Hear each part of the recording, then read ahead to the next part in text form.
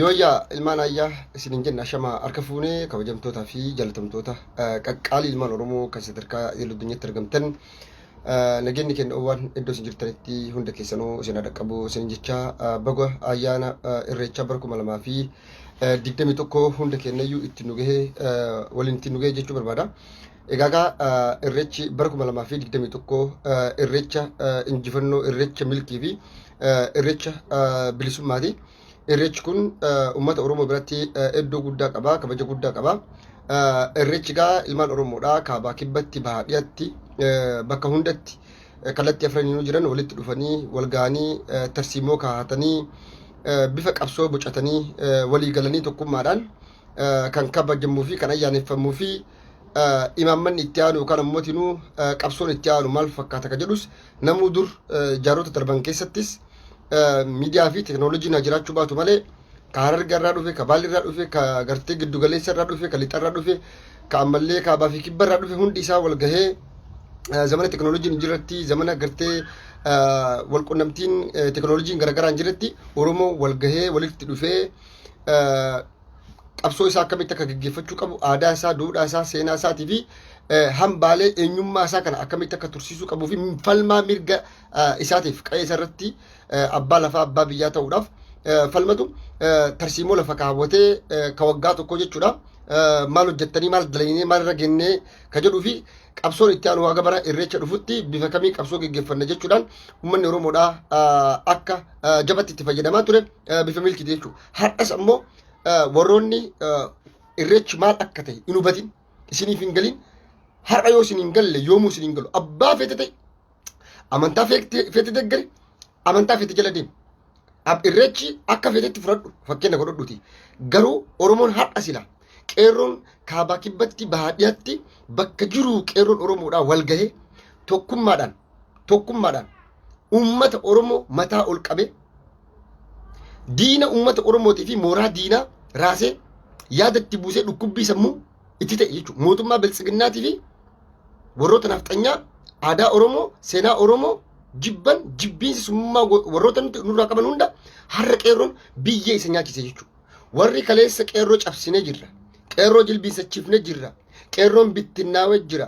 Kan mallaqaan binnee jirra jedhanii miliyoona itti gannaqan qeerroon duruu bitame sun qeerroo Oromootii miti. Qeerroo garaati. Katakkaa gabbayee karaa cufee hin beekne, katakkaa gabbayee wareegama kafalee hin beekne, kaarra mootummaa kana jala mootummaa kanatti galee jiru jechuudha. Qeerroon Oromoo isa dhugaa isaa haqaa haadha dirree gubbatti ija addunyaa duratti dhugaa isaa haqa isaatii fi haqa uummata isaa lallabee dhaamsa dabarse. Dhaamsa qeerroon bilisummaa Oromootii fi qeerroon Oromiyaa guyyaadhaan kanaa dabarsaa oolan hundi isa wanni Oromoo irraa alatti hafe tokko hin jiru jechuudha. Odoo har'a silaa guyyaa irreechi ayyaanni irreechaa kun hin jiraatin Oromoon har'a eessatti wal argee tokkummaadhaan sanuu handhuura finfinnee handhuura Oromiyaatii fi magaalaa guddoo federaala Itoophiyaatii fi magaalaa teessoowwan dippiloomaatonni addunyaa imbaasileen fi teessoon gamtaan Afrikaa keessa jiru. Magaalaa guddoo Itoophiyaa, magaalaa guddoo Afrikaa, magaalaa ambaasaaddaroonni addunyaa keessa jirtu keessatti dirree gubbatti qeerroon gabbahee falmaa isaa dhageessisuun bu'aa faayidaa irreechi qabu. Irreechi meeshaa qabsoo uummata Oromootiif keessaa tokko akka ta'e uummanni Oromoodhaa hubachuu fi warri isiniin galin akka isinii galuu fi warri isinitti haguugamee jiru akka isinirraa banamu jechuudha. Odoo har'a irreechi kun hin jiraatin uummanni kun achitti wal gahee maqaa Jawaar Mahaammad, maqaa Baqqalaa Garbaa, maqaa gammachuu ayyaana, maqaa hidhamtoota siyaasaa Oromootii fi maqaa artistii Hacaaluu Hundeessaa haqa isaa dhabe diinaan ajjeefame dirree saaxilanii mootummaan kun mootummaa nama nyaata akka ta'e mootummaa dugugga sinii raawwatu akka ta'e gabrummaan nu gahee jedhanii diidanii jaalmarroo gooticha bosona jiru faarsaa waraana bilisummaa Oromoo waboo faarfachaa oolan dhiichisaa oolan. Kun mooraa qabsoo Oromoo daranuu hagam akka jabaatee qeerroon hagam jaaramee qeerroon humna akkamii akka qabuu fi akka volkaanotti yeroo gabaabaa keessatti dhoowwuudhaaf akka jiru dhaamsa guddaa miseejii jaba uummata Oromootiifis firaa fi alagaa fi diina kennaafillee miseejii guddaa dabarsee jira qeerroon. Akkuma beekamu bara darbe uummanni Oromoodhaa akka wal gahee irreecha irreeffanneef uggurri hamaan mootummaa abbaa irreetii fi mootummaa biltsiginnaatiin irra kaa'amee ture. Uggura irra kaa'ame san obsee dandamatee har'a ammoo dhiibee magaalaa senseenee akka kaleessa irraa magaalaa Finfinnee irratti akka kaleessarraa gootota isaa faarfachaa qeerroo fi qarreen Oromoo bulloowwan isaanii faarfachaa jalmarroodha mootiin kenna abbaan kenna hoogganaan kenna pirezidantiin kenna jecha Jawar Mohammed hoogganaa kenna pirezidantii kenna mootummaa kenna jecha hidhamtoonni siyaasaadhaa haa hiikamanii jedhanii sagalee isaanii ta'an jechuudha. Har'a abbaan barbaade asirratti kan hirmaatan dhugaa dubbachuudhaaf qarree Oromoodhaa qeerroo Oromoodhaa beektota Oromoo warroota nu beeknu ka baratan doktoroota ijoollee yuunivarsiitii kiiloo 6 fi kiiloo yuunivarsiitiilee garaagaraa keessa baratan ijoollee qaamaan nuti itti kaleenyaan beeknu hedduun isaanii warra dur silaa warroonni silaa bitaman jennee shakkinu hedduun har'a ka qabsoo kana har'a guyyaa har'aa gaggeeffame kana irratti bifa garaagaraatiin hirmaatan hedduutu jira jechuudha. Guyyaan har'aa kun guyyaa injifannooti.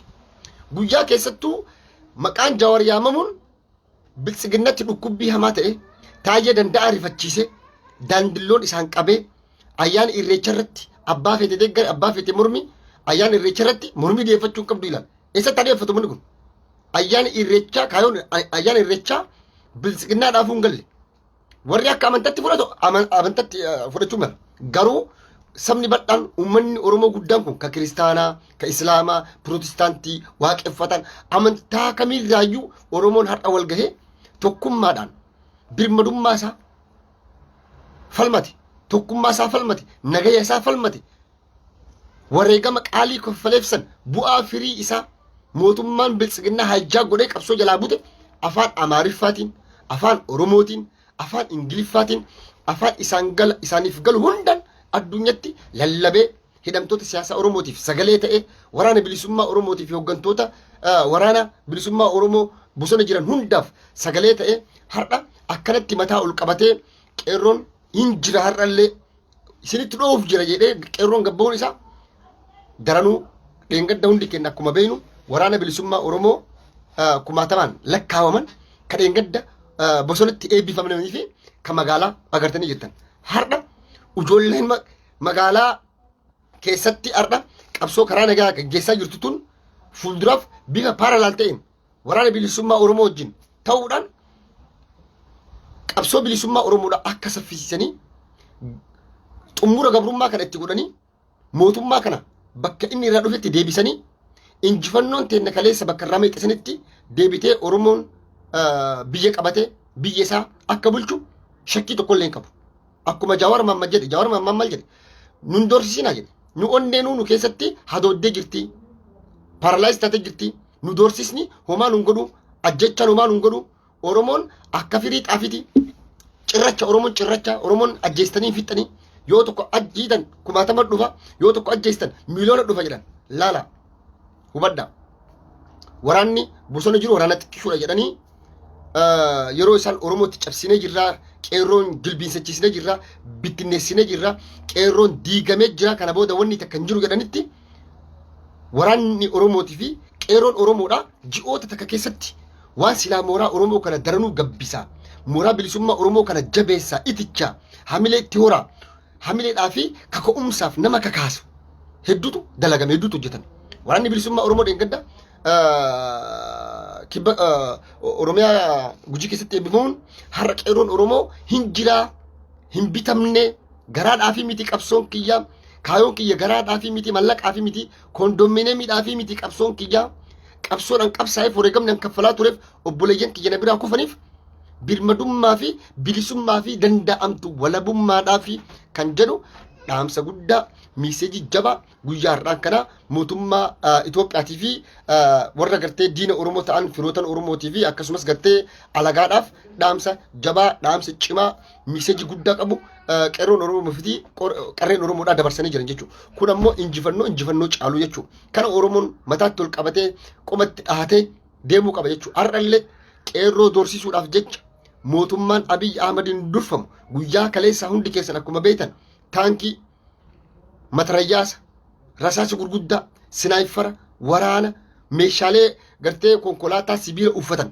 hedduu bobbaasee dirree sanitti doorsisee onnee qeerroo cabsee akka qeerroon sagalee isaan dhageessifanne akka ummanni Oromoodhaan falmanne akka gartee ummanni Oromoo sodaatee nagayaan baheen galle yookaan ammoo tinuu irreechuma Oromoo kana hokkaratti jijjiiruudhaaf shira meeqaatamtu kaleessa xaxamaa ture. Garuu shira jaraa sanis dursiisa isaa sanis odoon sodaatiin, odoon jilbiinfatiin, odoo harka kennatiin qeerroon Oromoo tokkummaadhaan eda guutuu odoon buliin odoon rafin halkanillee akkasuma bule guyyaa har'aa kanallee sagalee isaa akkasitti dhageessisaa ooluun isaa kun saba keenyaaf ta'ii uummata keenyaaf waan bu'aa guddaa qabuu fi waan hamiilee nutti horu waan gartee mul'ata wayii nu agarsiisuu fi abdii fuuldurri keenya ifa akka ta'e dukkana keessa akka bahaa jirruu fi lafa bariisaa dukkanti ni hammaatte akka jedhan san keessa akka jiru uummanni Oromoo beekuu fi hubachuudha qaba. Qeerroon Oromoodha ammallee miliyoonaan jira. Miliyoonaan gahaa ol akka qabu kan agarsiise jechuudha. Qeerroon guyyaa har'aa kana qeerroo kallattii Oromiyaa afran irraa jiru dhufee qeerroo keessattuu Harargeerraa, Wallaggarraa, Shawarraa, Baaleelraa, Arsiirraa fi Oromiyaa kutaalee hunda keessaa akkasitti walgahee guyyaa har'aa kana ayyaana irreechaa karaa nagaan kabajatee irreeffatee tokkummaa isaa tarsiimoo imaammata qabsoo lafa kaawwatee akka volkaanotti guyyaa tokko dhoof jirra. Nu quba qabaadha nuti arras injirra jedhanii hidhamtoota siyaasaa Oromoo hoggantoota isaaniitii fi qabsaa'ota Oromoo hunda isaanii Haacaaluu artistii Haacaaluu gooticha Oromoodha kan wareegameefis sagalee ta'uudhaan justice for Haacaaluu Firii Jawaar Mamma Baqqala Garbaa Jaal Abdii Raggaasaa Gammachuu Ayyaanaa fi hidhamtoota siyaasaa hunda dabalatee Hamzaa Boraafaa jechuudha. Isaan kun hidhaadhaa bahuu qaban hoggantoota kennaa keessattuu Jaalmarroollee maqaa yaamuu fi maqaan Jawaar Jaalmarroo fi Haacaaluun beekan dina biratti hagam akka jibbaman hagam akka sodaataman har'a sun hundi ammoo uummata Oromootiif yeroo akkasitti gammachuu ta'u diinaaf ammoo dhukkubbii mataa mooraa isaanii kan hirriba dhooggu odoo maal dalanuu har'a uummanni Oromoo ammallee in jira.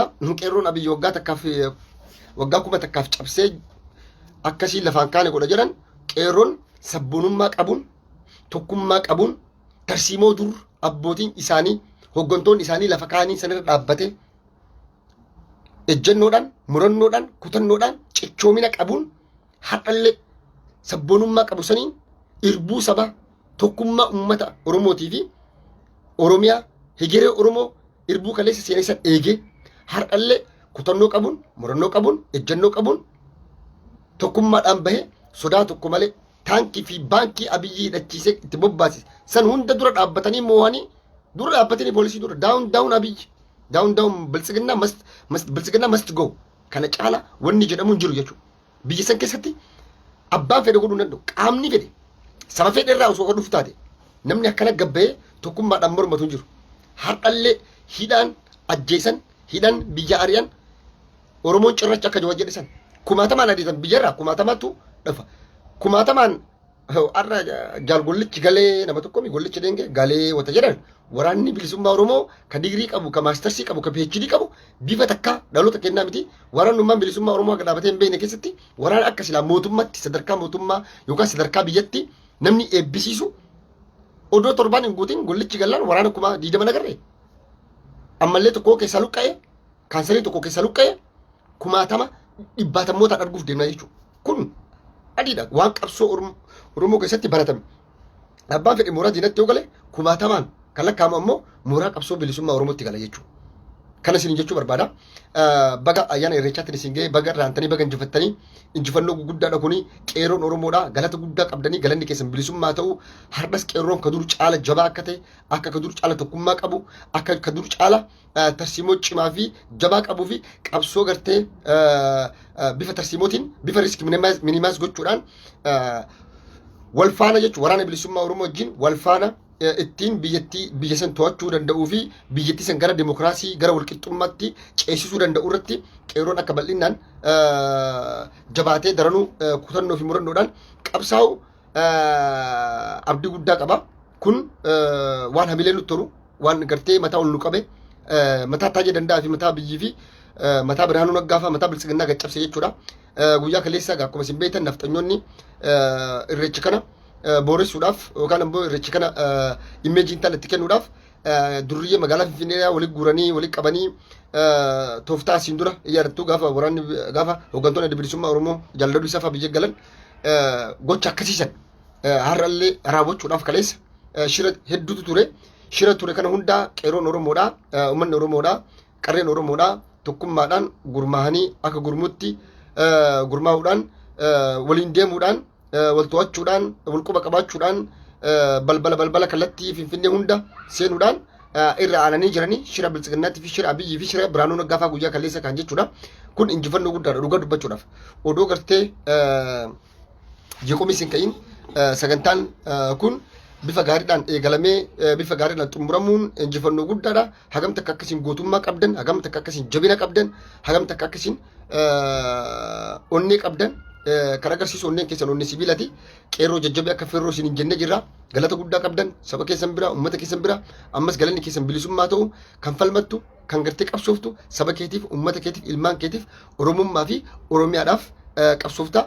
Galanni keessan kan qabsoo keessan itti qabsaa jirtanii warra gamatti kafalaa jirtan kun rabbiin gaa yeroo gabaabaa keessatti isinii fi isin haqa keessan falmattanii fi hidhamtoota siyaasaa haqa isaanii irraa dabee hidhaman hundi hiikamanii biyyattiin sun gama dimokiraasii ceetee nageenyi bu'ee tasgabbiin bu'ee namu daldalatee bocatee qotatee akka galu abdii guddaa qaba. Ilmi namaa nagaan bahee nagaan galu ilmi namaa tokko akka namatti jiraachuudhaaf nagayatu sababa barbaachisa nagayatu dursa. Kun mootummaa nagaa labsuu miti. Mootummaa halkanii guyyaa dhaadannoo waraana duugaa sanyii rabshaa labsu. Kanaafuu ammoo qeerroon ambaasadara dimokiraasii, ambaasadara nagayaatii fi ambaasadara walqixxummaa akka ta'e kana ragaa addunyaan guutuun hin beekti. Diinnis firris alagaanis nu beeka.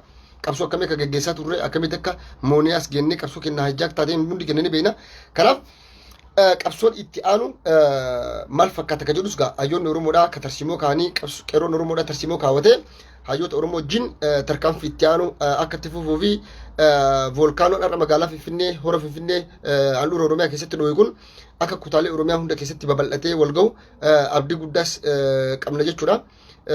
Kanaaf galatoomaa dhugaa dubbachuuf miira keessan to'attanii wal to'attanii tasgabbiidhaan naamusa cimaa naamusa ilmi namaa qabne kennaa addaa rabbii isinii kenne naamusa qabdaniin tasgabbii qabdanii wal dhaga'uudhaan akkasitti tokkummaadhaan baatanii dhaadannoo keessan dhageessifattanii irreecha keessan irreeffattanii galtanii galatooma.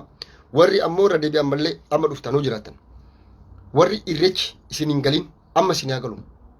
Warri irreecha amantaa isinii fakkaate akka barbaadanii fudhadha. Garuu irreechi uummata Oromootiif misaa'ela uummata Oromooti. Kana beeka nuuf irreechi misaa'ela.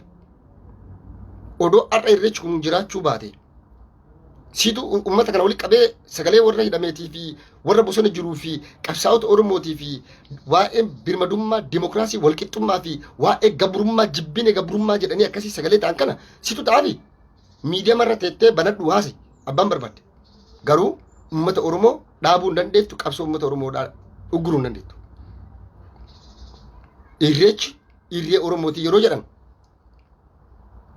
irreechi irree Oromootii yeroo jedhan uummanni Oromoo katti walga'ee tokkummaa isaa irree isaa itti agarsiifatu.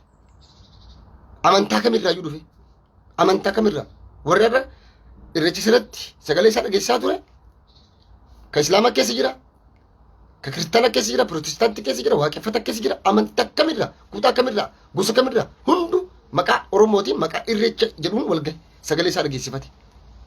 Irreechi faayidaa akkamii bu'aa akkamii akka qabu kanarraa baradhaa. Fuulduraatiif ammoo of eeggadhaa. Wanni masinii kenneen maal isin jechuu barbaadna teessanuma oofadhaa. Ta Oromoo keessa seenina illaaqatina wajjin isin jechuu barbaadna. Abbaan barbaadde waan barbaadde jechuu dandeetta. Abbaan fedhe waan fedhe jechuu dandeetta. Garuu irreechi uummata Oromootiif maal akka ta'e kaarra nagariin kaarra argitee hubatiin I think yoomillee waan hubattu natti fakkaatu. Maaliif jennaan namni har'a Jawaarii sagalee ta'u jira.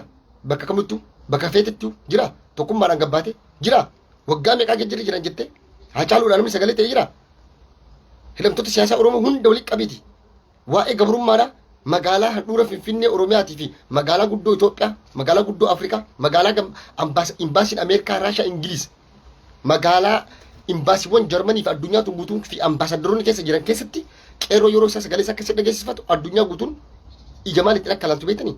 Mootummaan kun dhiibbaa siyaasaa cimaatu irra jira. Mootummaa kana daranuu qabaa qimmiidoon mootummaan addunyaa yookaan biyyoon ilxaa kun qaban daranuu akkatti cimsaniif qeerroon irra shoora guddaa taphatee jira. shoora guddaa. Kana hubachuudhaan kana beekuudhaan ummata Oromoo qabsaa'ota Oromootii fi gartanii ajaana irreecha kana durallee osoo dhaabbachuu baattanii warroonni baay'een barbaadan mormuu dandeettan. I think wanni asin jechuu barbaadeef yoo amma durallee dhagariin seenaa keessatti har'a gartanii jirtan. Akka dur warri amantiitti fudhattan har'a ammoo namni achi bahee sagalee isaa akka itti dhageessifate. Agartan kanuma jechuu barbaada.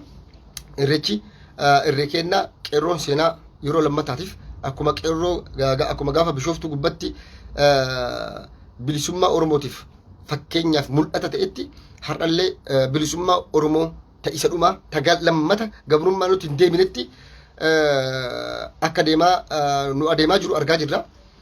Egaa bilisummaan amma dhuftuun akka lammata gabrummatti nu deebisne kan godhe ammoo waggaa takka kana keessa rabbiin kaansarii fi naqarshaa mooraa qabsoo bilisummaa Oromootti warroota ta'an warroota qabsoo Oromoodhaa qancarsaa turan mooraa qabsoo Oromoo keessa taa'anii qabsoon tun akka fuulduratti hin tarkaanfanne gufuutti ta'an hunda rabbiin nu keessa gingilche dabarsee badhaama man jiru bara kamal galchuun jiru taree Galaasa Dilboo taree Leencoo Lataa taree Leencoo Baatii taree Diimaa Nagoo taree obbo Abbaa Nagaa taree ammallee maqaa isaanii naa hima obbo Tuleeraa Adabaa ምናምን መቃ ጀራ ለኮተ ቢታ ድንገደለ ጎልቾን ኬሳ ባይ ነቃሲ ካንሰሮኒ ጉርጉዶን ድድልቢን ኑ ኬሳ ኩታ ጀረን ጀቹ ዳሎኒ ጅጅረማ ከና ዳሎቱ ቁቤቲ ኒው ጄኔሬሽን ዱሪ ዋ ኢጃሩ እንደንደነ ኑ ጀላ ጎራ ቀብሳው እንደንደነ ጎራ ጅጅረማ ፊቱ እንደንደነ ወሬገመን ከፈለ ኑ ጀላ ጎራ እስኒ ፊ ብልጽግና ተቆማ ሞራ ዲነገልተኒኒ አኩማ ኦፒዲዮን ወሬገመን ከማል ከፈልቲ ዮም ቀብሶፍቲ ቀብሶ ወጋሸኒ ከረከስ ነምኒ ተቆ ኦፒዲዮ ራዶየ ሙስጠፋ ቱኪቻ isayyuu galatan galchini opiidoo kamtu wareegama kafale opiidoo kamtu qabsaa'e isinii fi warri biyya alaati qabbana baradoo baqattanii galtanillee ijuma takkaan isin laallaa jechuudha.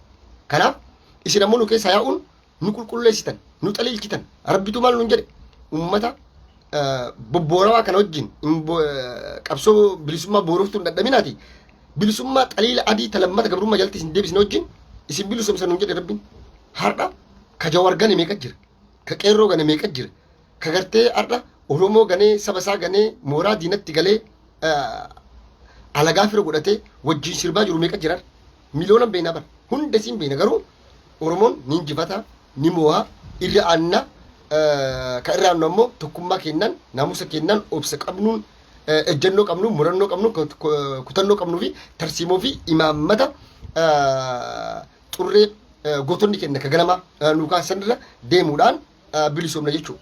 Kana jechuun gootonni Oromoo fakkeenya hedduu nu ta'a akkuma gantuun jirtutti gartanii warri ammoo shinni garratti amantaan gargar hin baanu jedhanii ashaaraa dhagaa bu'uuraa uummata Oromootiif kahanii dabran.